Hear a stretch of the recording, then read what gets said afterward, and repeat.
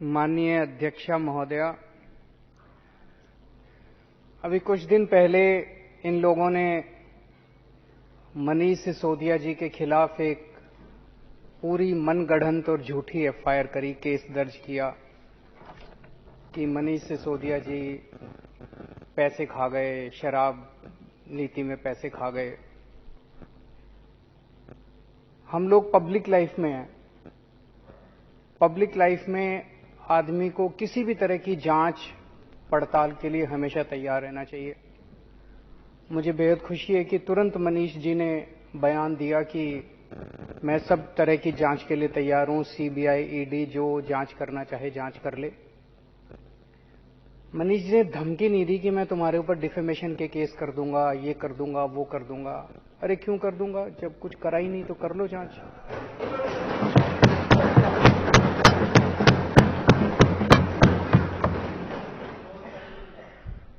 तो आरोप लगा कि मनीष सिसोदिया जी शराब की नीति में पैसे खा गए। तो वो पैसे ढूंढने के लिए सीबीआई इनके घर गई।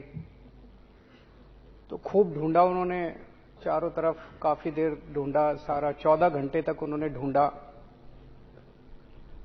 सब कुछ देखा, गद्दे फाड़े, तकिए फाड़े, बता रहे हैं दीवारें भी यूं यूं करके देखी, खोखली मिलती तो शायद दीवारें भी तोड़ देते, लेकिन कुछ नहीं मिला उनको। 14 घंटे के बाद वो चले गए।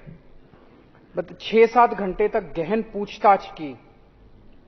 कुछ लोग मैं देख रहा था टीवी में आरोप लगा रहे थे ये लोग कि जवाब क्यों नहीं देते। जवाब सारे जवाब दिए इन्होंने, जितने प्रश्न सीबीआई वालों ने पूछे सारे जवाब दिए, और सीबीआई वाले पूरी तरह से संतुष्ट होकर इनके घर से गए। फिर सीबीआई वाले इनके गांव गए।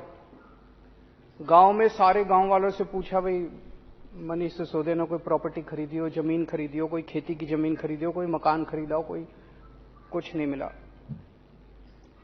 फिर इनके लॉकर चेक करने के लिए गए। उनको लगा शायद यहां कोई ज्वेलरी हो, पैसा हो, प्रॉपर्टी के कागज हो। वहां शायद 70-80 हजार रुपए के भाभी जी के कोई छोटे मोटे गहने मिले। तो लॉकर चेक कर लिया, गांव में सारी प्रॉपर्टी चेक कर ली, सब कुछ चेक कर लिया, कुछ भी नहीं मिला। तो अब सीबीआई वाले भी अच्छे लोग हैं, इंसान है, वो भी, उनके दिल में भी आत्मा, वो देख रहे हैं कि क्या हो रहा है। वो भी सोचते हैं यार ये ठीक नहीं हो रहा। वो जाते जाते कह रहे थे इनको, कहते हैं जी कुछ नहीं मिला हम लोगों को, लेकिन ऊपर से प्रेशर इतना ज्यादा है कि एक बार आपको गिरफ्तार तो करना पड़ेगा। तो मनीष जी ने उनको कहा, भाई चिंता मत करो, जब भी गिरफ्तार करना हो मेरे को बता देना, मैं आ जाऊंगा, मेरे को गिरफ्तार कर लेना। तो गिरफ्तार तो होंगे ये, लेकिन मोटे मोटे तौर पे सारा देश देख रहा है, भाई सारी जांच कर ली, सब कुछ कर लिया, कुछ नहीं मिला, पाक साफ।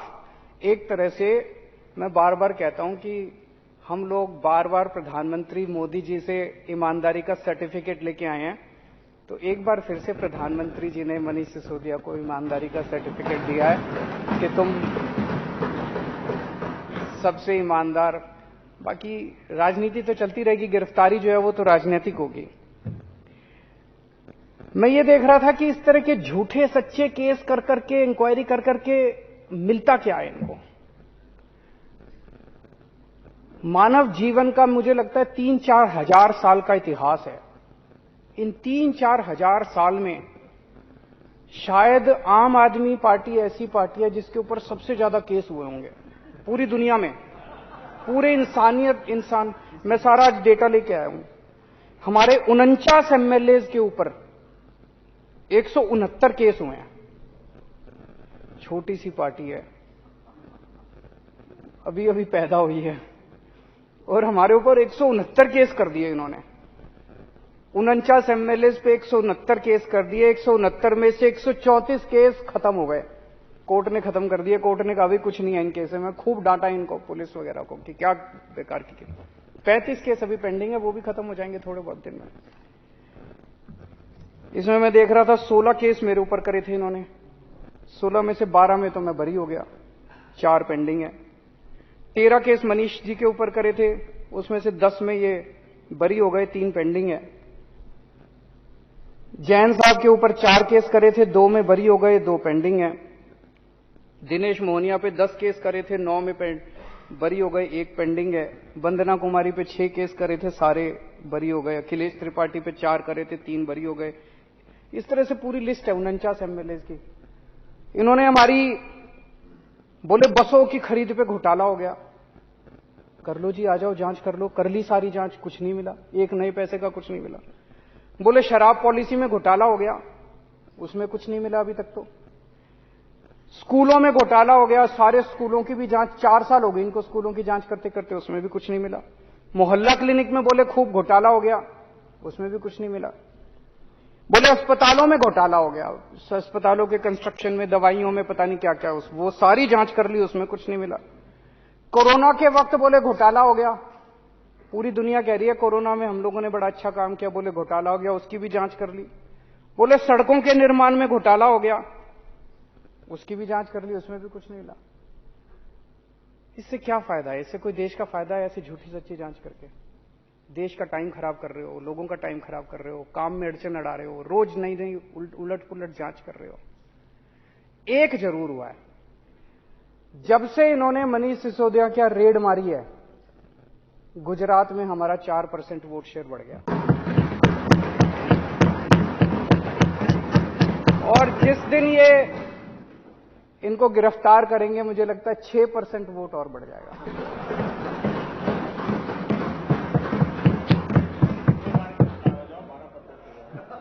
फिर अगर 2 बार गिरफ्तार हो गए तो सरकार ही बन जाएगी गुजरात में।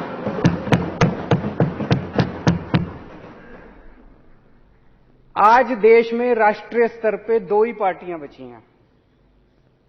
एक है कट्टर ईमानदार पार्टी और एक है कट्टर बेईमान पार्टी। 2 ही पार्टियां हैं। कट्टर ईमानदार पार्टी है, उसमें सारे उनके नेता, मंत्री, मुख्यमंत्री, विधायक सब ईमानदार हैं। और जो कट्टर बेईमान पार्टी है, उसमें रोज भ्रष्टाचार सुनने को मिलता है, रोज भ्रष्टाचार। कल सुन रहे थे कर्नाटक के अंदर ठेकेदार खड़े होकर कह रहे थे, खुलेआम कभी नहीं हुआ होगा ऐसा, वो डर भी निकल गया उनका। ठेकेदार खड़े होकर कह रहे हैं, कोई कह रहा है मेरे से 30% पैसे खा गए, मेरे से 40% है। कट्टर बेईमान पार्टी वो है जो जहरीली शराब बेचती है। कट्टर पार्टी बेईमान पार्टी वो है जो नशा बेचती है इस देश के अंदर। कट्टर बेईमान पार्टी है जो 20-20 करोड़, 50-50 करोड़ रुपए में एमएलए खरीदती है। कट्टर ईमानदार पार्टी जनता के टैक्स के पैसे को स्कूल और अस्पताल बनाती है। कट्टर ईमानदार पार्टी उससे स्कूल बनाती है, अस्पताल बनाती है। और कट्टर बेईमान पार्टी जनता से टैक्स लेके और अपने दोस्तों के कर्जे माफ करती है, उनसे एमएलए खरीदती है। कट्टर बेईमान पार्टी अपने दोस्तों से और अपने पार्टी के लोगों से प्यार करती है, उनको बचाने की कोशिश करती है। अगर उनकी पार्टी का कोई पकड़ा जाए तो उसको जांच भी नहीं होती, कुछ नहीं होता। उनका कोई दोस्त पकड़ा जाए चोरी करते हुए तो उसका कुछ नहीं होता। कट्टर ईमानदार पार्टी देश से प्यार करती है। अगर उनका अपना भी कोई फंसे तो उसको बख्शती नहीं है कट्टर ईमानदार पार्टी। कट्टर बेईमान पार्टी है जिसमें कम पढ़े लिखे लोग हैं, आधे से ज्यादा अनपढ़ लोग हैं, कईयों की फर्जी डिग्रियां हैं उनके नेताओं की। कट्टर ईमानदार पार्टी वो है जिसके पास पढ़े लिखे लोग हैं, आईआईटी के लोग हैं, डिग्री असली है। कट्टर ईमानदार पार्टी के पास अच्छी टीम है, समझ है, विजन है।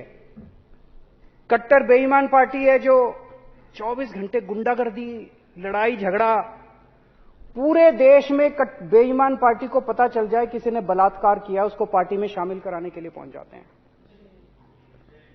औरतों को गंदी गंदी गालियां देते हैं ये।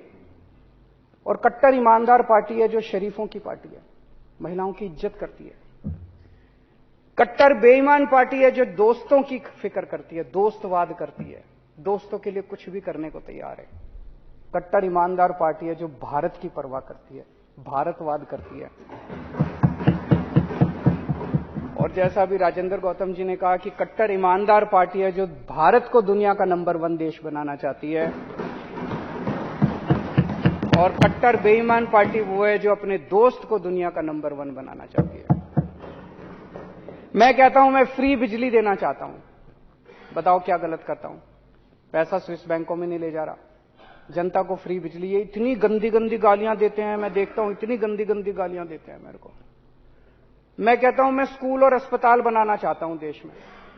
दिल्ली में हमने इतने अच्छे अच्छे स्कूल बनाए, इतने अच्छे अच्छे, जैसे ही मैं कहता हूं मैं स्कूल अस्पताल बनाऊंगा, मेरे ऊपर केस कर देते हैं। ये इतने केस कर दिए इन लोगों ने मेरे ऊपर। मैं पूछना चाहता हूं कि स्कूल और अस्पताल बनाए बिना क्या देश की तरक्की हो सकती है? बिल्कुल नहीं हो सकती देश की तरक्की। तो आज दो मांग हम कर रहे हैं इनसे। एक तो ये जो एमएलए खरीदते हो तुम, इन्होंने महाराष्ट्र में, मध्य प्रदेश में, गोवा में, कर्नाटक में, आसाम में, अरुणाचल प्रदेश में, बिहार में, अब झारखंड में करने जा रहे हैं। बता रहे हैं 20-20 करोड़ से 50-50 करोड़ रुपए तक के एमएलए खरीदे हैं। 6300 करोड़ रुपए इन्होंने एमएलए खरीदने में खर्च कर दिए, जिसकी वजह से देश में पेट्रोल और डीजल के दाम बढ़ गए। तो आज पहली मांग तो इस देश के लोगों की आ रही है, एमएलए खरीदना बंद करो, बहुत हो गई गुंडागर्दी, सरेआम मंडी बना रखी है इन्होंने एमएलए की। एमएलए खरीदना बंद करो और ये पेट्रोल और डीजल के दाम कम करो। और दूसरी मांग है कि ये कर्जे जो तुम लोगों ने अपने दोस्तों के कर्जे माफ करते हो, ये सारा पैसा रिकवर किया जाना चाहिए और किसानों के और स्टूडेंट्स के कर्जे माफ किए जाने चाहिए, ना कि दोस्तों के कर्जे माफ।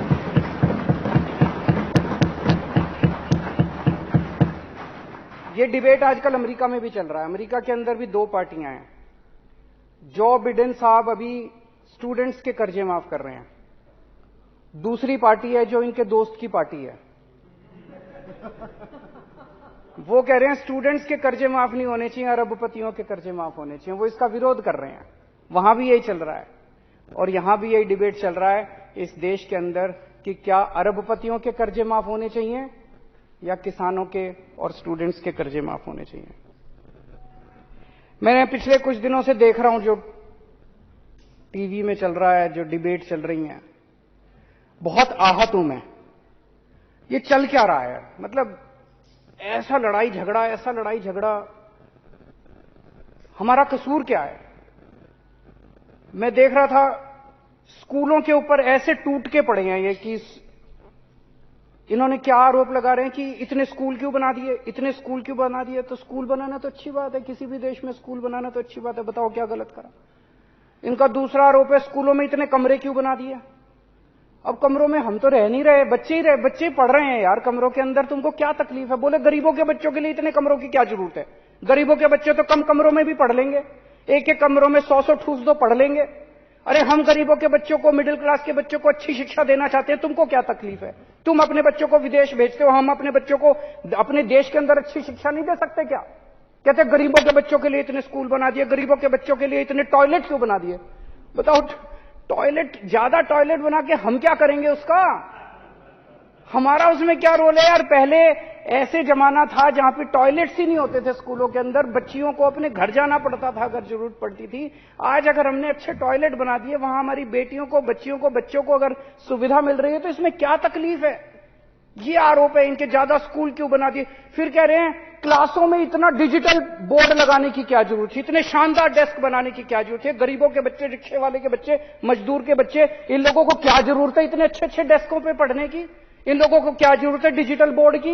इतना पैसा खर्चने की क्या जरूरत थी? हम तो करेंगे, हम अच्छी शिक्षा देंगे। अब ये देश बदलेगा, अब ये देश रुकने वाला नहीं है। तुम लोगों ने गरीबों का मजाक बना दिया था इस देश के अंदर, अब इस देश के गरीबों को अच्छी शिक्षा मिलेगी और तुमसे आंखों में आंखें मिला के तुमको, तुम्हारा सामना करेंगे गरीबों के बच्चे।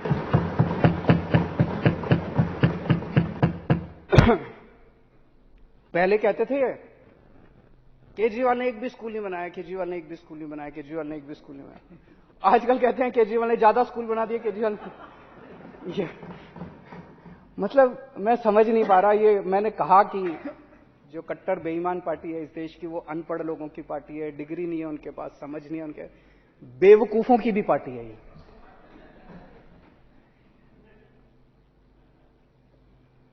एक मैं देख रहा था आजकल स्कूलों में घूम रहे हैं ये, कल मैंने देखा सौरभ के साथ लड़ाई झगड़ा हो रहा था।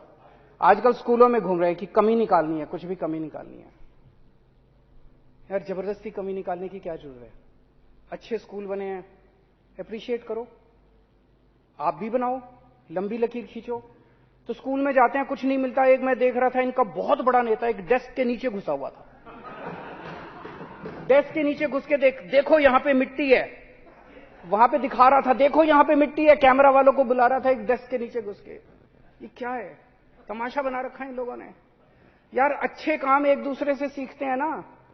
मैं इनको बार बार कह चुका, असम के मुख्यमंत्री के साथ अभी ट्विटर पे बातचीत हुई, मैंने उनको कहा भाई आपने कुछ अच्छा काम किया, मैं आता हूं, दिखाओ मेरे को, मैं भी दिल्ली में करूंगा। आप दिल्ली में आओ, मैंने जो किया मैं भी दिखाते ही नहीं है, कुछ बताते ही नहीं है, कुछ करते ही नहीं है। मैंने गुजरात के मुख्यमंत्री को कहा, हिमाचल प्रदेश के मुख्यमंत्री को कहा, यूपी के मुख्यमंत्री को कहा, आपने जो अच्छे काम किए, अभी मैं तमिलनाडु जा रहा हूं 2 दिन के बाद, उन्होंने बड़े अच्छे काम किए, वो बुला रहे हैं मेरे को, मैं जाऊंगा, वहां से सीखूंगा, वो हमसे सीखेंगे। इनके कितनी बार हमने कह लिया भाई जो हम अच्छे काम कर रहे हैं आप सीखो, जो आपने अच्छे काम किए हम बताएंगे। ये इस तरह की नौटंकी करने से क्या फायदा? इससे देश का फायदा थोड़ी होता है। जो मार काट, गुंडागर्दी, लड़ाई झगड़ा बस 24 घंटे यही करते रहते हैं, इससे देश का फायदा नहीं होने वाला। मैं सामान्य सा आदमी हूं, एक मिडिल क्लास का सामान्य से परिवार में पैदा हुआ,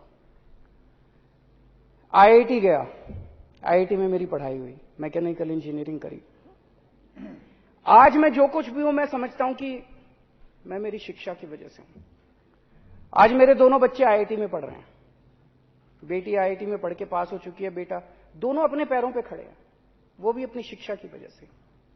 मेरा आज एक ही सपना है कि जो शिक्षा इस देश ने मेरे को दी, मेरे बच्चों को दी है, वो शिक्षा मैं इस देश के हर बच्चे को दिला पाऊं मेरी जिंदगी में।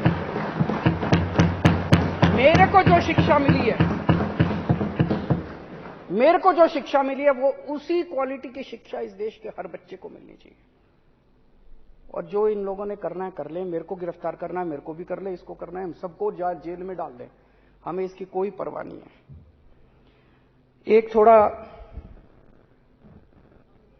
एक दो दिन पहले रिपोर्ट आई थी कि दिल्ली के अंदर कानून व्यवस्था बहुत ज्यादा खराब हो गई है, उसके लेके हम सब लोग चिंतित हैं।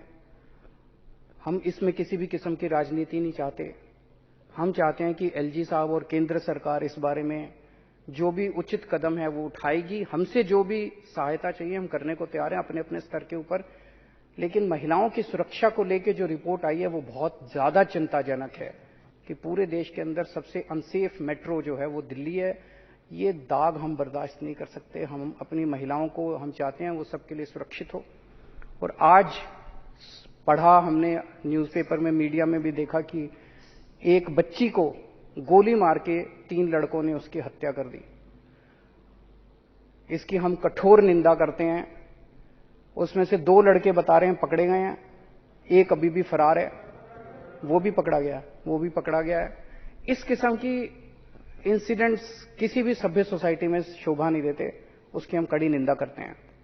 आज ये जो कॉन्फिडेंस मोशन लाया गया, इसका सबसे बड़ा पर्पस ये है कि पूरे देश के अंदर जो इन लोगों ने माहौल बना लिया, इनको लगता है कि किसी को भी खरीदा जा सकता है, आम आदमी पार्टी वालों को नहीं खरीदा जा सकता।